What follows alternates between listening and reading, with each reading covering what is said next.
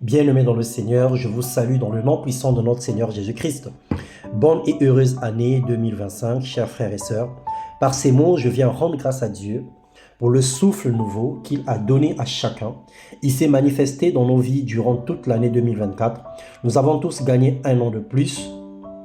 Nous donnons ainsi aujourd'hui une raison de lui dire merci, de le célébrer et de magnifier son nom pour toute œuvre bonne, pour toute œuvre nouvelle qu'il fait dans nos vies.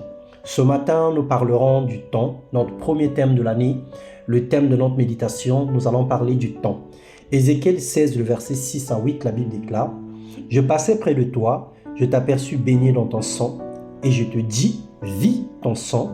Je te dis, vis dans ton sang. Je t'ai multiplié par 10 milliers comme les herbes des champs, et tu pris l'accroissement, tu grandis, tu devins d'une beauté parfaite. Tes seins se formèrent, ta chevelure se développa, mais tu étais nu, entièrement nu. Je passais près de toi, je te regardais, et voici ton temps était là, le temps des amours. J'étendis sur toi le pont de ma robe, je couvris ta nudité, et je jurai fidélité. Je fis alliance avec toi, dit le Seigneur, l'Éternel, et tu fus à moi. Bien-aimé, c'est l'histoire de Jérusalem avec l'Éternel des armées. Le Seigneur montrait par ce passage comment il avait retiré Jérusalem des alliances maléfiques, des alliances négatives, pour lui nettoyer, pour lui laver, pour lui pardonner et lui donner une nouvelle espérance. Mais malgré tout, Jérusalem a renié le Seigneur, ils ont crucifié Jésus-Christ, ils ont refusé de croire au Messie. Mais bien-aimés dans le Seigneur, ce matin, nous ne sommes pas maîtres du temps, encore moins des événements. Avec un peu de recul, il faille se poser et réfléchir sur l'œuvre que Dieu fait en chacun de nous.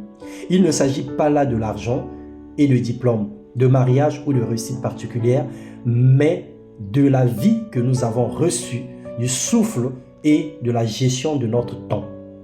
Nous sommes pressés, nous comptons les minutes, nous surveillons les veilles de nuit pour atteindre le matin, nous courons pour du pain, pour de l'eau, mais qu'en est-il de notre éternité ? Qu'en est-il de notre salut, de notre alliance avec Dieu, de notre relation spirituelle? Aujourd'hui, Dieu ne nous demande pas les comptes. Il n'est pas venu porter un jugement sur nous, mais il attire simplement notre attention. Il nous rappelle là où il nous a pris. Il nous rappelle notre première condition. Il relance nos souvenirs pour ne pas oublier le prix qu'il a payé pour notre salut. Dans ce monde, il y a des riches comme des pauvres, des gens en bonne santé comme des malades, des chrétiens comme des païens, qui vivent à égalité.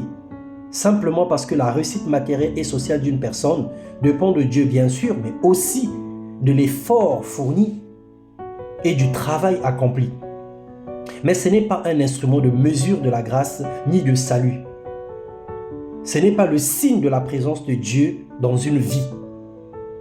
Dieu nous demande de racheter le temps car toutes ces choses seront laissés et abandonnés un jour. Mais notre esprit vivra éternellement, soit dans le tourment ou dans la gloire de Dieu. Il est temps d'en prendre conscience, de se relever de la négligence, de voir la vérité en face, de considérer les voies de Dieu, de faire la volonté de celui qui t'a aimé, qui t'a appelé, qui t'a lavé et qui veille sur ton âme. Malgré nos erreurs, nos égarements, nos fautes et autres, le Seigneur Dieu témoigne encore son amour dans nos cœurs. Il nous demande une si petite chose, c'est de regarder au temps qui reste et de faire son possible, de vivre comme il se doit. Le diable ne vient que pour voler et égorger. Sa main est tendue pour nous présenter la gloire, mais son plan est macabre, pour nous voler le temps et nous distraire pour ne pas voir l'œuvre que Dieu fait. Relève-toi bien-aimé, relève-toi mon frère, relève-toi ma sœur, redouble d'efforts, sors la tête de l'eau, révolte-toi et regrette tout ce que tu as perdu. Prends la décision de voir la vie autrement et associe Jésus-Christ dans tes combats. Dieu nous aime et ne se fatigue pas à nous pardonner, mais le temps ne nous appartient pas. En une seconde, un vent peut tout balayer, une pluie, un volcan, une guerre, une maladie, un accident peut tout enrayer sur la face de la terre. Puisque tu es esprit, alors tu vas continuer à vivre. Mais où et comment vivras-tu le reste des jours de ta vie? Que Dieu nous aide en 2025 à bien gérer notre temps et à faire la volonté dans le nom puissant de Jésus-Christ. Que le Seigneur nous aide à manifester sa gloire, à être des chrétiens disciplinés, à voir les choses de la manière dont Dieu voudrait que nous puissions voir et à mener une vie victorieuse et une vie conquérante. Que le Seigneur vous bénisse et vous comble de sa bénédiction, qu'il vous comble de sa paix et qu'il soutienne tous vos projets. Dans le nom de Jésus-Christ, Amen. Soyez abondamment bénis et cette année encore, nous allons marcher, nous allons cheminer, nous allons nous exhorter, nous allons nous soutenir pour que le diable échoue une fois de plus encore dans nos vies. Soyez bénis dans le nom de Jésus-Christ. Amen.